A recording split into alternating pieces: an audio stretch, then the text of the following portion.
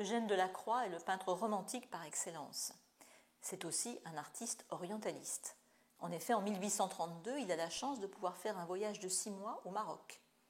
Il accompagne une ambassade française auprès du sultan du Maroc, Moulay Abderrahmane. En effet, le roi Louis-Philippe, qui est en train de coloniser l'Algérie, se plaint des incursions des indigènes algériens qui se réfugient au Maroc et qui de là vont attaquer donc, les colonies françaises. Alors Charles de Mornay, qui est cet ambassadeur, demande à voyager en terre marocaine avec un ami de son âge. Et la comédienne Mademoiselle Mars, qui est proche de Mornay, lui conseille de faire appel à Eugène Delacroix. Eugène Delacroix est un jeune artiste, il a 34 ans, en 1832. Il se passionne évidemment pour la peinture et pour les expériences de voyage qui sont alors très à la mode. Et effectivement, la date de 1832, le voyage de Delacroix au Maroc, constitue pratiquement la date de naissance de l'orientalisme. Donc l'orientalisme, branche du courant romantique. Delacroix va donc partir pour 6 mois. Il va donc voyager avec Mornay. Ils vont arriver à Tanger, et c'est à Tanger que Delacroix, sitôt débarqué dans la ville, va avoir le choc de sa vie. Il dira qu'il découvre à Tanger l'Antiquité vivante. Rome n'est plus dans Rome, dira-t-il, reprenant les mots du poète, et il va s'extasier sur les costumes, les coutumes, l'architecture qu'il découvre en Afrique du Nord et qui lui paraissent être le reflet de l'architecture antique, des maisons antiques. Par exemple, lorsqu'il peint un intérieur de maison, il a l'impression de voir les femmes dans le gynécée, comme dans l'Antiquité.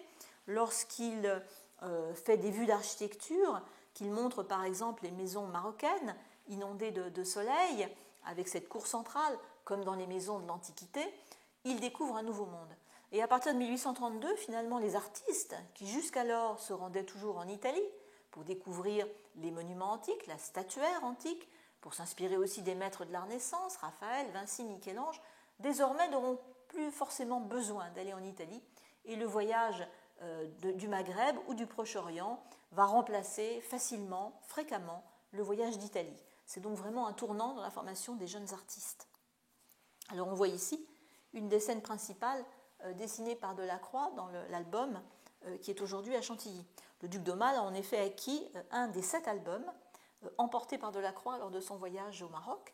4 d'entre eux sont aujourd'hui conservés au Louvre, et celui de Chantilly donc, a été acquis par le duc d'Aumale par l'intermédiaire du peintre orientaliste Adrien Dauzat, qu'il achète pour lui à Paris, à la vente après décès de Delacroix. On est en 1864, tout de suite après la mort de l'artiste, alors que le duc d'Aumale est lui exilé en Angleterre. Dans cette image, on voit donc toute une famille, on voit les femmes, les enfants, les nouveau-nés même dans le berceau, et Delacroix se plaît à décrire en détail l'intérieur d'une famille marocaine. Alors cette famille marocaine n'est pas une famille musulmane, c'est une famille juive. Il y a bien sûr des interdits religieux et les femmes ne se laissent pas montrer si facilement en Algérie.